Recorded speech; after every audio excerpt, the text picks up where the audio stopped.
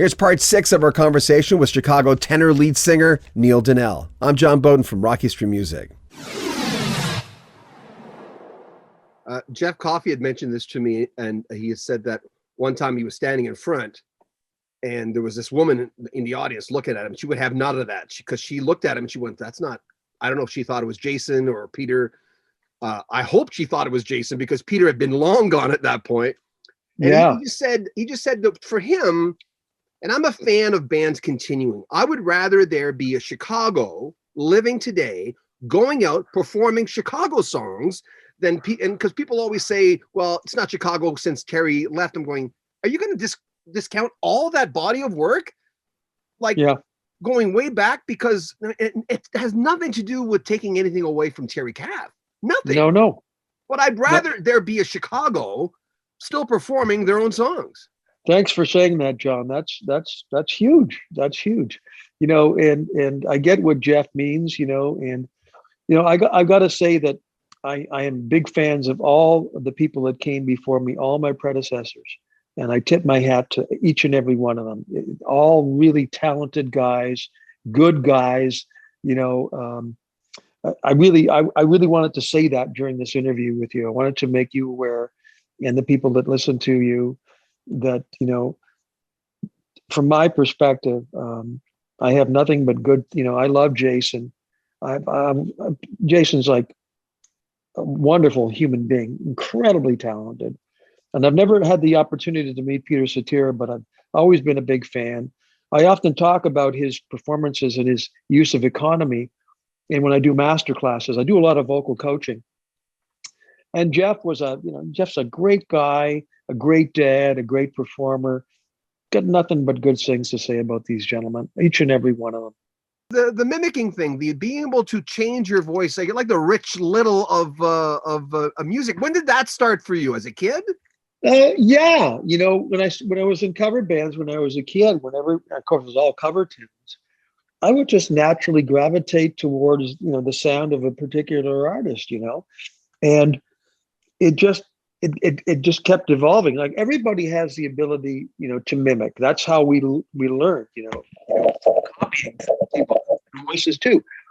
And it got to the situation when I started doing the studio thing, it started to get around, you know, when you could do it, they'd go, well, we need this particular voice. Who should we get? Well, call Neil.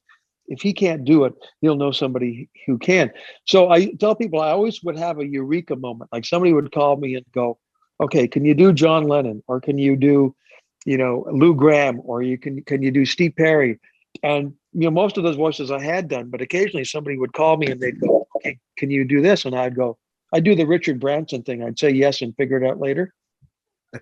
So I would literally say yes, and then I would, you know, back in the day, I'd go to the record store and buy, you know, a CD or a record or whatever, and I would go about my daily activities, listening to this thing.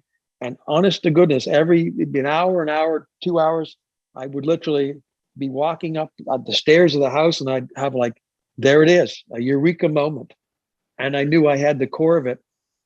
And I was never stumped. I actually even did a few female voices like that.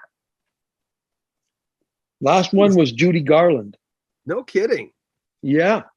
Well, but that with her, I would. That's a distinctive voice, but at the same time, man, I don't know how you do it. I noticed that you did Without You, the Ken Lee song. Remember, you've obviously seen that video, Ken Lee, where the girl sings. Yeah. I just talked to Joey Mullen of Badfinger, the only guy left standing of that band. That's one of those, to me, and Harry Nilsson's version, of course. To me, that's an eternal love song. That's a song that will be played in 100 years. Oh, yeah, absolutely. You know, one of the guys who worked with Pete Ham, who lived with him, contacted me. And I guess he heard the version of it. And he said to me, he talked to Pete Ham's wife, and he said he was the best version since Harry's, he said to me. And he said he asked Pete's wife, and he said she concurred. Wow. Massive compliment. Yeah, he contacted me through YouTube. He sent me this message. It was completely out of the blue. And he said, yeah, I lived with Pete Ham at one time. And yeah, So we heard it, over in England. So that's one of those songs a lot of people say, don't touch it, don't go near that. We'll have more of our conversation with Chicago lead singer, the tenor in the band, Neil Donell, coming up in 3-4 days. Make sure you comment on our video, subscribe to our channel, and share our videos. I'm John Beaudin. This is Rock History Music.